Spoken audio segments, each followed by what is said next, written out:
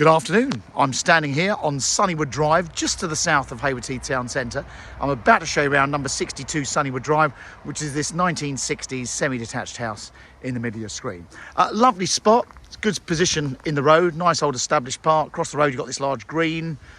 These properties were built probably late 70s. The road's got a real mix of ages. There's some 1930s semis just up there on the left. And just beyond us, you see these sort of square looking houses. Would you believe they are actually Grade 2 listed?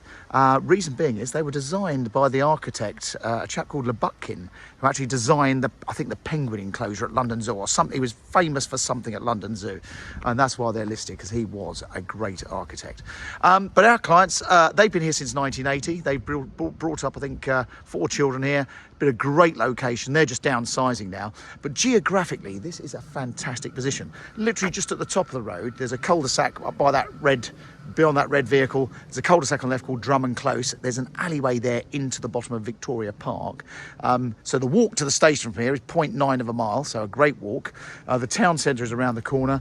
You've got Ashonground Woods. If you went to the southern end of Sunnywood Drive and turn right, you can walk over the railway line into Ashonground and Bolnor Woods. So a great place to have kids, dogs, and you can walk to everything. So let's show you around. As you see, driveway parking. They've got a longer than normal garage. Good sized front garden, so if you ever really wanted any more parking, you could always sacrifice that. And a wide side access. I'll take you down the garden. The garden is huge. It's over 100 feet. It's a shame the weather's not fantastic. It's actually a west-facing garden. So downstairs, big entrance hall. You've got the original floorboards all exposed in most of this ground floor area. Let's take you into the living room first. It's a big picture window to the front and a proper fireplace. And then the dining room. Now, the house was extended across the back many years ago, only by a few feet, but it has made a difference. Makes this room a little bit bigger and the kitchen a bit bigger.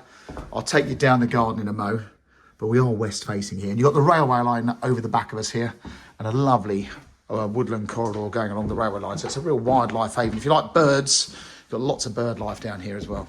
And then the kitchen. They revamped this a few years ago. Nice modern white kitchen. And again, huge window above the sink. If you watch my videos, you'll know if you've got to do the washing up, you've got to do it with a view. And that's not a bad view from this sink. I'll take you outside in a moment. So that's the downstairs.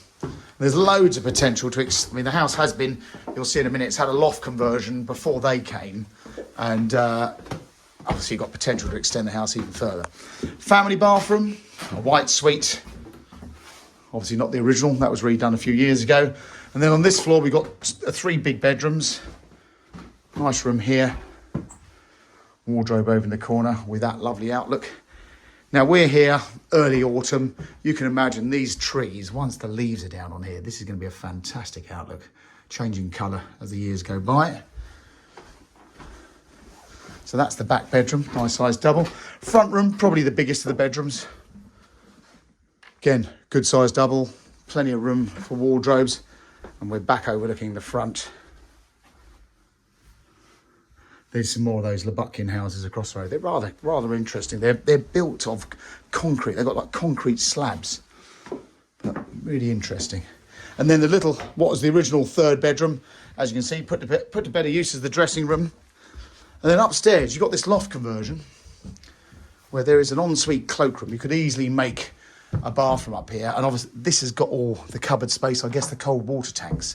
So if you wanted to rethink this top floor, there is a lot of potential to do things with it. Obviously the eaves cupboards to the front, and you've got a Velux window to the, obviously on the front side, but it's a nice sized bedroom. And again, that same big window with that view to the rear. Get all the sunsets on this side. And then like a dressing area with a couple of sets of cupboards, and then literally a loo. And the original basin and stuff. So this whole area could make way for an ensuite bathroom if you wanted to. So that's the inside. Let's go and have a look at the garden. Now, schooling wise, you're within walking distance of several primary schools. I mean, you can walk to the Warden Park Primary, St Joseph's, which is the Roman Catholic primary school, and St Wilfrid's. You can actually walk through to Bolnor Village, but we know Bolnor Village Primary School has got a huge waiting list, so that's probably out of the equation.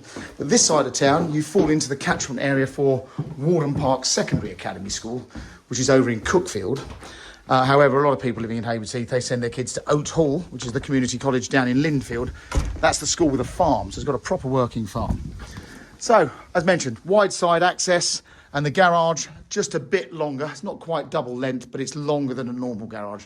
So you can get a car in here, plus lots and lots of other junk as well. No one really puts cars in garages these days. Although if you've been following my videos, you'll have seen I've done about 5 or 6 in the last few weeks, and they've got cars in garages. Very unusual. So the back garden, rather lovely. These guys have had various productive areas for growing things. As you can see, a couple of really good apple trees. And it goes all the way down to the bottom. It's west facing, as I say, so it's a nice sunny aspect, and it just keeps going. So if you had young children like these people did when they came here, what a great place to bring the kids up. And then you've got the chain link fence at the bottom, and beyond us here, that's the railway embankment. So hopefully there's a train coming through. Yep, there's a train coming through. I'll just pick up that noise.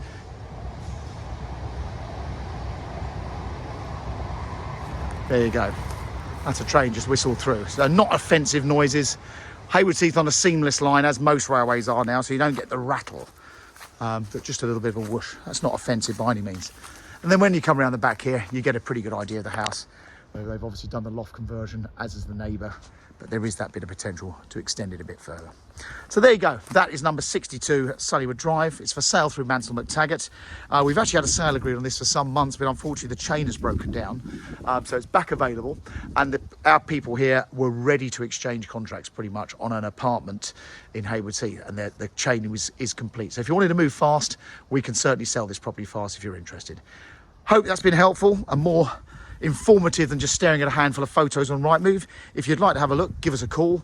And if you do like these videos, please subscribe to our YouTube channel. It's absolutely free to you. It's free to us. And all our videos are up on here before we put them on Rightmove. Thanks very much for watching.